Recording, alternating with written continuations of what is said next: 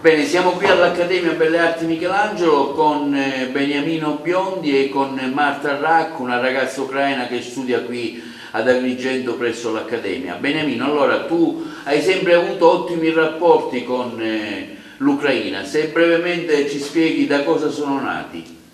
Sì, ormai da molti anni ho dei rapporti con l'Ucraina, rapporti di natura politica e professionale, perché per un periodo ho ottenuto dei corsi di alto perfezionamento e dei master presso la Facoltà Politecnica di Leopoli sul cinema. E quindi ho frequentato a lungo l'Ucraina con numerosi viaggi, ovviamente intessendo anche numerosi rapporti personali, soprattutto con artisti ucraini, ma anche con una parte della politica più avanzata dell'Ucraina.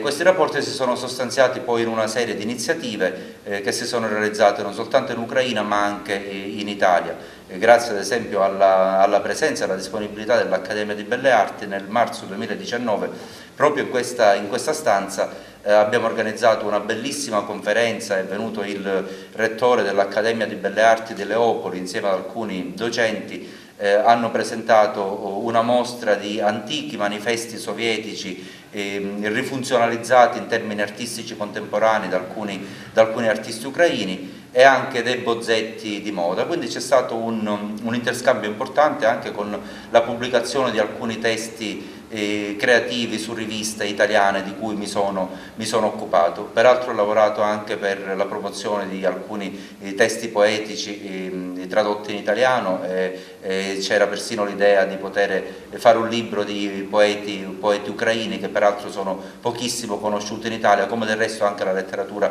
ucraina è poco conosciuta, sebbene alcuni grandi autori russi poi in realtà sono nativi ucraini. Mi riferisco a Nikolai Gogol e a Mikhail Bulgakov, ma come anche grandi registi di cui in effetti poco si conosce, ma che certamente hanno dato un grande contributo alla cultura. Non dico cultura né russa né europea, dico genericamente alla grande cultura mondiale e internazionale.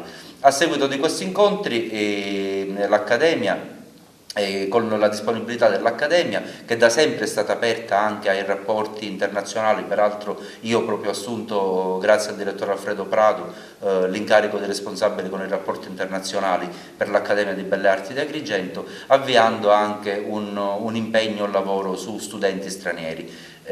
Con l'Ucraina c'è stata la possibilità di poter avere una ragazza, peraltro figlia di un mio caro amico, un industriale di Leopoli, che ha deciso di studiare arte in Italia. L'Italia è un paese mitico dal punto di vista artistico, è un titolo italiano per l'Ucraina molto importante in questo settore, per cui nell'idea anche di poter conoscere la nostra cultura e la bellezza della nostra lingua, questa studentessa ha deciso, finito il liceo, di poter arrivare qui ad Agrigento intraprendendo questo corso di studi, e oramai da ben 3 anni vive ad Agrigento, e in questo momento tragico, terribile, di questo popolo martoriato che lotta con grande coraggio ed eroismo civile per la propria indipendenza e la propria libertà, questa ragazza rappresenta anche un'idea di speranza e di pace, ovviamente nel dolore anche che provoca la distanza dalla sua famiglia e ovviamente dai suoi affetti. Quindi ci auguriamo che la sua testimonianza possa essere significativa non soltanto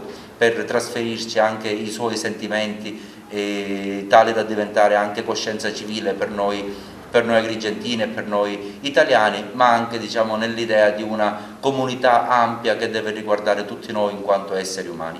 Allora, se ce la presenti, è qui a fianco a te. Allora, lei è Marta Rak, come dicevo ha 20 anni ed è studentessa al 3° anno dell'Accademia di Belle Arti di Agrigento. Allora Marta, raccontaci di questa tua esperienza qui ad Agrigento, per come mai sei venuta ad Agrigento? Un mio amico che lavora qua in Accademia di Belle Arti, lui mi ha proposto che qua c'è un'accademia dove posso studiare scenografia. È una piccola città ma è molto bello, e io pensavo perché no, io voglio provare, perché io non avevo mai visitato Sicilia prima di università, e io pensavo perché no, io vado. Ti trovi bene qui in città? Sì, mi piace, è molto tranquilla e mi piace qua. Senti, come si vive questo momento? Come stai vivendo tu questo momento, anche se sei diciamo lontana, per cui lo vivi attraverso le informazioni della televisione, del grande schermo. Se ci racconti un po' qualche tua sensazione, come si vive questo momento appunto.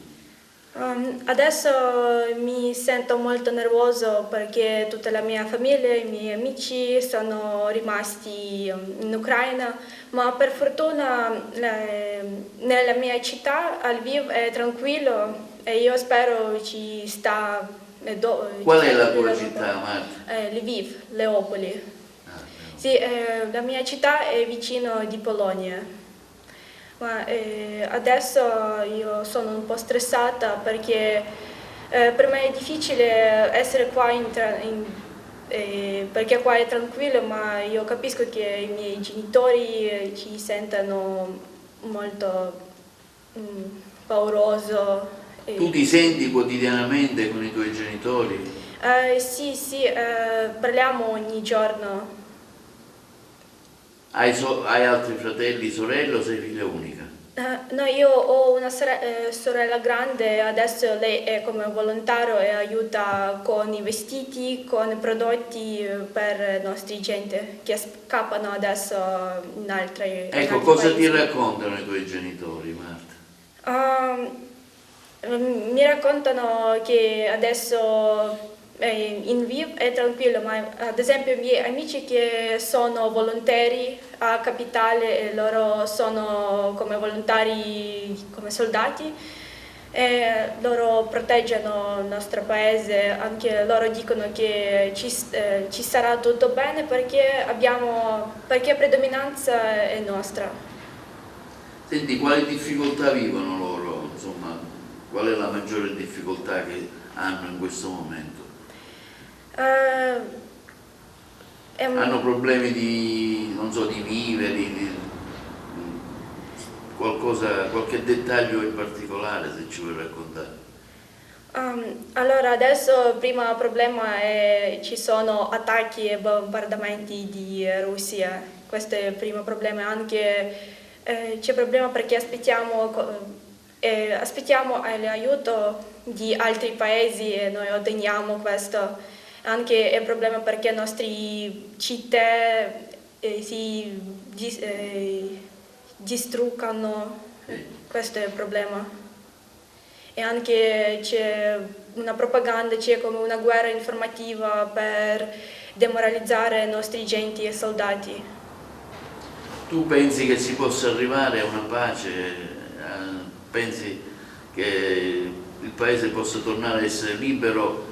Cosa pensi dentro di te, insomma, sul futuro della tua terra? Io spero che il mio paese ci sta libera e come questa guerra dà una possibilità per tutti i genti, tutto il mondo capiscono che Ucraina è un paese, non è un piccolo paese, è un paese con genti grandi sì. Hai contatti con altri tuoi coetanei della tua stessa età, tuoi amici del posto? Sì. Ti senti anche con loro, dico? Sì, adesso una mia amica, lei è andata a Polonia, lei è aspettata per 60 ore a trasferire fuori di Ucraina. Vorresti essere con i tuoi genitori in questo momento? Sì. O vorresti che i tuoi genitori fossero qui? È così. Ma adesso non c'è una possibilità che tutta la mia famiglia venga qua e adesso io voglio essere con loro. Come ti chiami?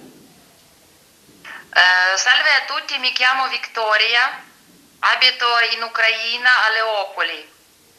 Ecco, se ci racconti qualcosa magari di questo momento, come lo state vivendo lì, diciamo, da voi, insomma, un momento particolarissimo. Gli occhi del mondo sono tutti intorno a voi, compresa noi qui da Agrigento, ovviamente. Oggi è il 6° giorno della guerra tra la Russia e l'Ucraina, è una vera guerra, ma io mi sento come fosse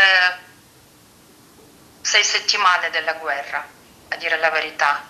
Non si dorme, non si mangia, siamo in guerra. Diciamo, io abito in una città che non ha subito tutto il terrore della guerra. Lviv a distanza di 70 km da Polonia. Da noi fuggono le persone, ci sono migliaia di rifugiati. Soltanto io sento l'allarme aereo 5-6 volte al giorno. Ogni mattina mi sveglio con un pensiero, ma io sono viva. Chiamo subito i miei parenti, i miei figli, se loro sono vivi, come stanno. Ho tanti familiari nelle zone dove c'è vera guerra, nelle zone di Sumy, nelle zone di Kharkiv. Loro dal primo giorno non dormono al suo letto, loro stanno in un rifugio. Comunque è una vera guerra, è una guerra che noi non possiamo capire fino ad oggi. Senti, Leopoli... Ma noi non abbiamo paura, noi siamo pronti di combattere. È la mia terra, sono nata e cresciuta qui, rimango qui. Il nemico deve andare via. Leopoli è una città importante da un punto di vista strategico, perché, se ce lo spieghi? Leopoli è la capitale occidentale dell'Ucraina. A Leopoli abitano ucraini, diciamo, è un nucleo dell'Ucraina, secondo me. Noi siamo in guerra dal 2014, non è che la guerra è cominciata 6 giorni fa. Senti, ma questi bombardamenti che arrivano, che impressione vi creano? Che, insomma, andate nei rifugi, come passate la giornata solitamente? Sì.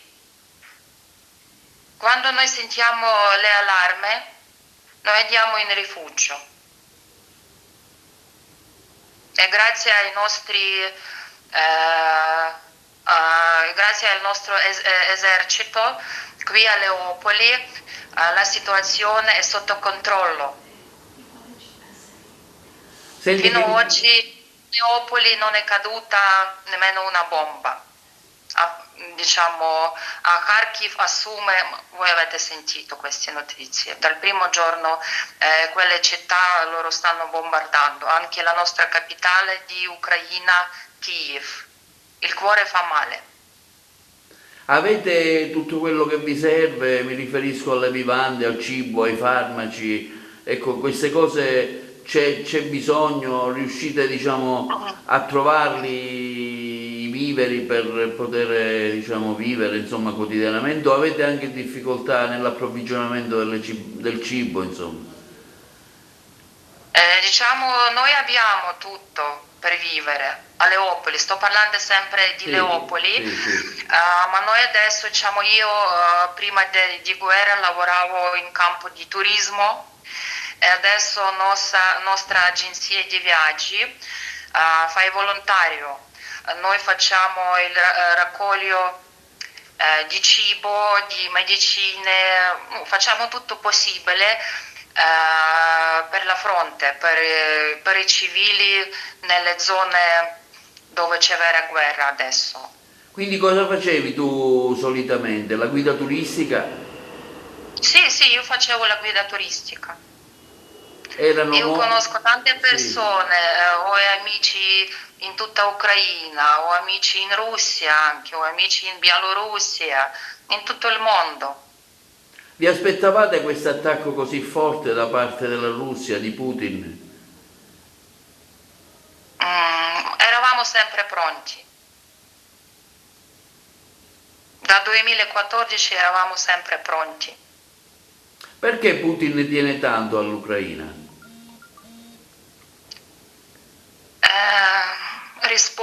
Rispondo alla domanda con la domanda, perché Hitler aveva tanto con ebrei.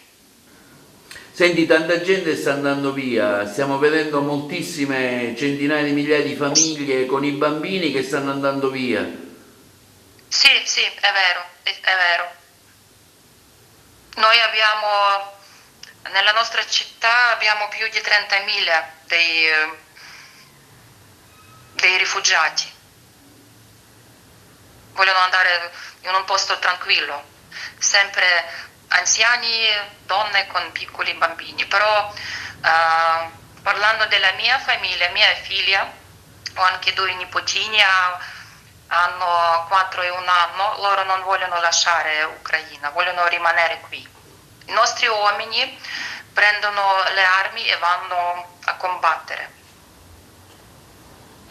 Le famiglie vanno via per necessità, ovviamente, perché hanno paura, però gli uomini Perché restano. sì, loro hanno paura, sì, sì, è normale. Però gli uomini restano perché vogliono difendere, vogliono continuare a vivere in libertà. Ecco, questa è una cosa molto bella, Sì, no? sì, sì, sì, sì, è una questione di libertà. Una volta noi andiamo via, non ci sarà più Ucraina, non abbiamo più la nostra terra. Senti, come vedi questa grande solidarietà che sta arrivando da tutto il mondo, in particolare anche dall'Europa e dall'Italia, ovviamente? Sì, noi siamo molto grati. Diciamo, è un grande sostegno a noi. Ogni giorno, sentendo le notizie di tutto il mondo, che il mondo sta con noi. Finalmente il mondo sta capendo quello che sta succedendo. Putin è un male totale, non soltanto per gli ucraini. Lui vuole cancellare la libertà in tutto il mondo. Lui vuole essere un padrone di tutto il mondo. E cancellando il popolo ucraino, e lui riuscirà di cancellare la libertà in tutta Europa e in tutto il mondo. Vuole ricostruire l'impero russo, in tanti pensano. Sì, sì, sì. Non è che è una notizia per il mondo, sì. Senti, secondo te gli Stati Uniti hanno fatto tanto per l'Ucraina o potevano fare di più? È certo che gli Stati Uniti, anche tutti noi, tutto il mondo può fare di più. Adesso ci vuole azione, non c'è il tempo. Anche in questo momento cadono le bombe nelle nostre città. È molto pericoloso per tutta l'Europa. Questi incontri diplomatici che stanno facendo in questo paesino vicino alla Bielorussia, secondo te è tempo perso o avranno qualche risultato positivo? Cosa ne pensi tu? Io non sono una politica, io sono una donna ucraina. Quando loro facevano quell'incontro cadevano le bombe sulle nostre città. È un modo per prendere tempo, Non è secondo una te? cosa normale, anche nei tempi della seconda guerra mondiale non era così. Senti, vorrei farti una domanda sul vostro presidente, su Zelensky, insomma sta facendo, ovviamente, si sta comportando bene secondo te, insomma sta facendo quello che è il massimo? Sì, sì, sì. Va bene, ti ringrazio. Diciamo in questo momento siamo fieri del nostro presidente e del nostro governo. Come voi ricordate, noi siamo un popolo che ha riuscito a buttare un altro presidente, Yanukovych, nel 2014. Senti, forse Putin... Diciamo, Vladimir Zelensky fa tutto possibile. Forse Putin si aspettava una resa del vostro esercito in modo che, diciamo, poteva diventare il comandante della vostra nazione, invece non è stato così perché c'è stata una forte Non è resistenza. stato così, sì. Secondo noi lui è stato molto sorpreso. Queste misure economiche secondo te serviranno a qualcosa per fermare Putin o no? Certo, certamente. Quello che adesso sta succedendo economico è una cosa bella per il Putin e per il tutto governo russo. Bene, Diciamo, no? con i nemici si deve parlare con le sue armi, giusto? Noi ti facciamo Loro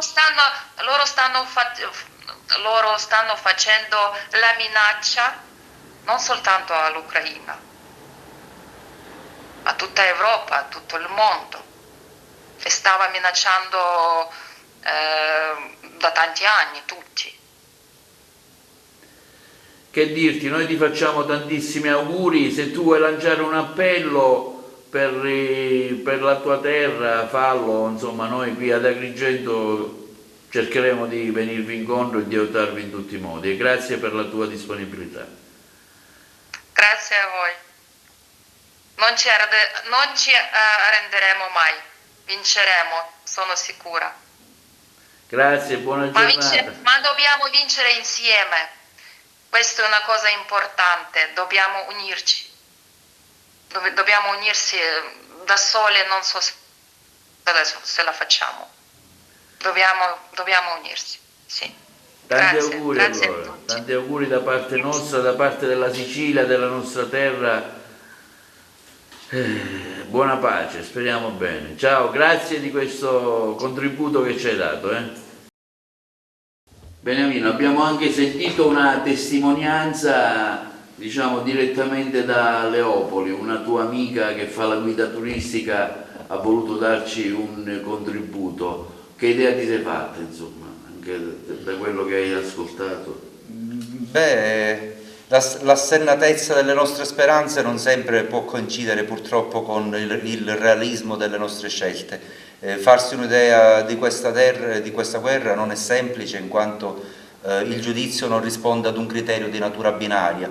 La storia dell'Ucraina è una storia complessa perché i confini dell'Ucraina sono sostanzialmente dei confini burocratici che sono nati dopo la fine della Prima Guerra Mondiale con lo sconvolgimento poi della rivoluzione d'ottobre e infine con la Seconda Guerra Mondiale.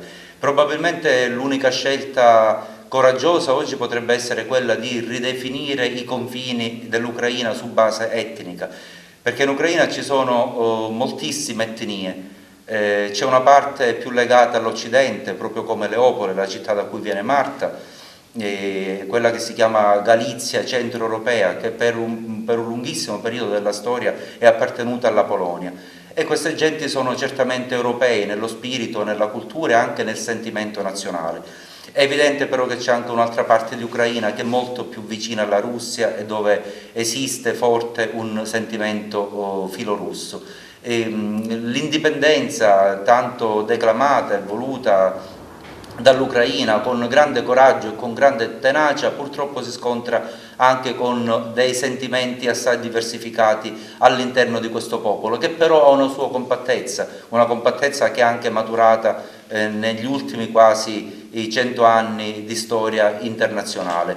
Certamente stanno difendendo con grande coraggio, con grande eroismo il loro paese. Certamente c'è un sano patriottismo all'interno del popolo ucraino, credo che Putin non si aspettasse anche questa resistenza così tenace da parte degli ucraini e quindi probabilmente aveva sottovalutato anche la storia di questo popolo, che peraltro è la storia anche degli antichi cosacchi. E forse c'è una reviviscenza di orgoglio proprio perché per tanti decenni in fondo i grandi ucraini sono stati considerati russi. In realtà oggi gli ucraini tendono a rileggere, a reinterpretare la loro storia sulla base appunto di informazioni che non sono più condizionate in fondo dalle grandi e aberranti per certi aspetti dinamiche della guerra fredda. Quindi certamente Putin ha commesso un atto di aggressione brutale e selvaggia nei confronti di un paese democratico, civile e peraltro assolutamente mite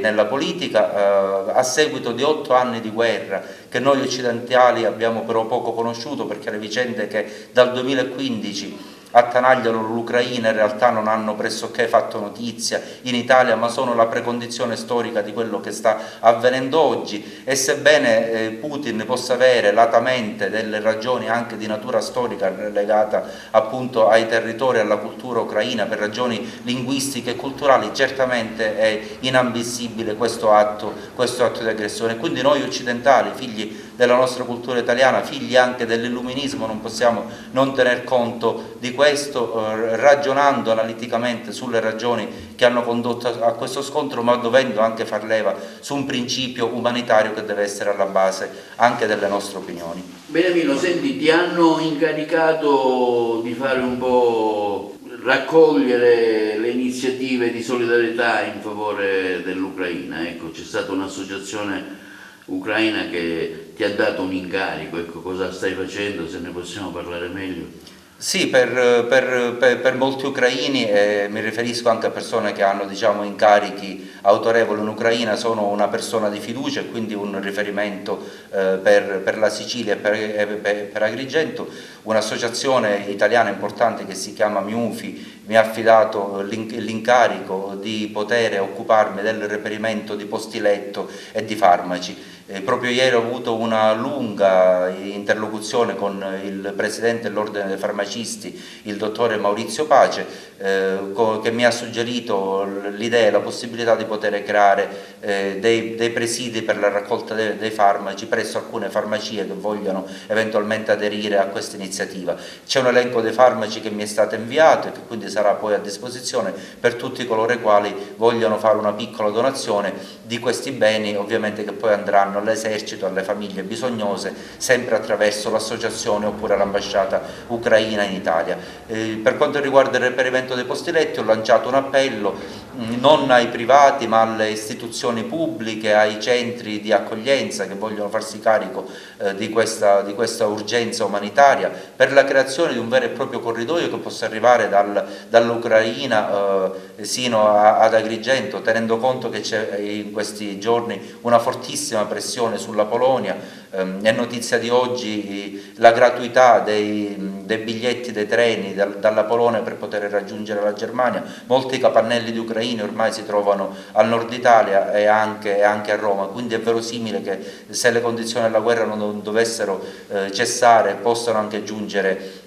sino in Sicilia e ad Agrigento, e quindi noi dobbiamo, come giusto che sia, dobbiamo accoglierli. Ho immediatamente ricevuto la disponibilità della Fondazione Immacolata Concezione Onlus di Naro, grazie al suo presidente Gabriele Terranova e al sindaco Maria Grazia Brandara, che con grande sollecitudine hanno offerto immediatamente 15 posti letto per eventuali rifugiati che possano giungere in Sicilia. Anche il sindaco di Ioppolo Giancascio si sta attivando, ha dato la sua ampia disponibilità. Ad oggi questi sono, diciamo, con le amministrazioni pubbliche e le interlocuzioni che ho avuto io. La Caritas, a seguito di un incontro con Valerio Landri, mi comunicherà nei prossimi giorni un minimale e massimale di posti disponibili ad Agrigento e in provincia, anche con appoggio presso le parrocchie. Ovviamente noi comunicheremo tutti questi numeri, probabilmente, come ci auguriamo, se la guerra dovesse cessare non ci sarà necessità di ospitare queste persone, però dobbiamo anche essere pronti con diciamo, questi posti letto, con il nostro spirito di umanità, che del resto ha sempre contraddistinto la Sicilia, perché per certi aspetti, mutatis mutandis, abbiamo avuto anche noi una storia difficile, anche di sopraffazione, quindi dobbiamo in filigrana anche saper leggere le difficoltà degli altri attraverso la nostra stessa storia. Il comunicato della Caritas diceva di non raccogliere indumenti, cibo, perché ci sono delle difficoltà a mandarle in territorio ucraino, ma a fare proprio delle donazioni anche in denaro, perché magari al momento momento, oltre che ai medicinali ovviamente, no? Esattamente, è superflua la raccolta di coperte, di scarpe, o comunque di indumenti, insomma, come anche di cibo, perché intanto sono raccolte che hanno una natura privata e quindi la logistica per la gestione è assai complicata. Per di più dovrebbero anche compiere un lungo viaggio, mediati sempre dall'ambasciata per poter far entrare le merci in Ucraina, quindi in questo caso è meglio affidarsi sempre agli organismi internazionali. Per quanto riguarda invece le raccolte in denaro, io non mi sto occupando assolutamente di questo, anzi ovviamente diciamo nessuno per mio nome e mio conto può eventualmente fare richieste in denaro o operare raccolte in denaro, e qualora anzi qualcuno dovesse eventualmente venire a conoscenza di situazioni simili, perché purtroppo esiste anche in questa situazione di difficoltà anche delle orrende forme di sciacallaggio che in questo caso con una guerra in corso sarebbero davvero inammissibili, invito io stesso eventualmente a denunciare coloro i quali fanno raccolte in denaro senza che ci sia un chiaro riferimento ad un ente o ad un'istituzione. Chi eventualmente voglia favorire, aiutare queste popolazioni con aiuti economici può tranquillamente farlo attraverso gli organismi internazionali, la Croce Rossa o alcuni altri strumenti che si stanno attivando in queste ore attraverso dei bonifici internazionali che è possibile fare in condizioni di sicurezza. Però raccolte minute che invece si possono fare con sistemi come posso dire, non propriamente chiari e senza che ci sia un mittente altrettanto chiaro, vanno assolutamente denunciati, anche per evitare che si speculi appunto in una situazione così atroce, così terribile, che sta colpendo un grande paese, per certi aspetti diciamo con anche una risonanza europea, e anche diciamo popolazioni che da un momento all'altro si sono diciamo trovate in un contesto di guerra peraltro davvero molto difficile. Beniamino, ecco, qui ad Agrigento nel 2019 è venuto anche un rappresentante che attualmente diciamo, ricopre anche un importante incarico ministeriale nel governo ucraino. Sì, è venuto un mio, peraltro uno dei miei migliori amici, un mio amico fraterno che si chiama Danilo Tkanko, che ha fatto molto, peraltro è cittadino di Racalmuto, ha avuto anche degli incarichi dalle nostre amministrazioni come appunto rappresentante dei rapporti fra la cultura ucraina e Agrigento, proprio nell'idea che era già maturata grazie a quell'incontro di poter sempre più svolgere dei rapporti culturali e quindi delle mostre o delle iniziative che potessero portare i nostri artisti in Ucraina e viceversa ucraini in Italia. Poi il Covid ovviamente ha congelato, ha interrotto queste pie speranze, c'è stato il Covid, questa guerra ahimè non sta affatto aiutando. E il professore Danilo Tkanko peraltro è stato richiamato nel suo paese perché si trovava proprio in Italia il giorno prima dello scoppio alla guerra, del primo bombardamento russo, e è dovuto ritornare al suo paese per andare diciamo, a servire insomma, il suo popolo e la sua patria. Hai avuto modo magari di sentirlo telefonicamente, non lo so? E sono riuscito fortunosamente a sentirlo utilizzando non WhatsApp ma Telegram, che è un'applicazione molto più utilizzata da quelle parti. Mi ha comunicato che sta abbastanza bene, lui è molto credente e quindi si è affidato anche a Dio, alla preghiera, insomma, nelle speranze di poter risolvere questa guerra. Per ragioni militari non mi ha comunicato esattamente né il suo ruolo né la sua posizione, anche perché in effetti diciamo, i messaggi o comunque le comunicazioni possono essere controllate, quindi ho soltanto saputo che sta bene e ovviamente quotidianamente cerco diciamo, di ottenere notizie anche attraverso i suoi familiari, nella speranza diciamo, che lui abbia salva la vita intanto e che tutta questa situazione folle e parossistica si possa risolvere. Bene, concludiamo questo nostro speciale. Abbiamo voluto informare anche la città su quelli che sono i fermenti anche qui ad Agrigento. Allora Marta, con quale spirito affronterai il futuro e cosa ti auguri? Cosa auguri alla tua terra, insomma? Io auguro di una vinta a presto, che siamo una paese libera e concludiamo che siamo un eroe di ogni persona. Che io anche voglio augurare al mio presidente, che anche di mio paese, che fa tutte le cose per finire la guerra e anche auguro una forza di nostri soldati, anche che sono adesso in centro di questa guerra.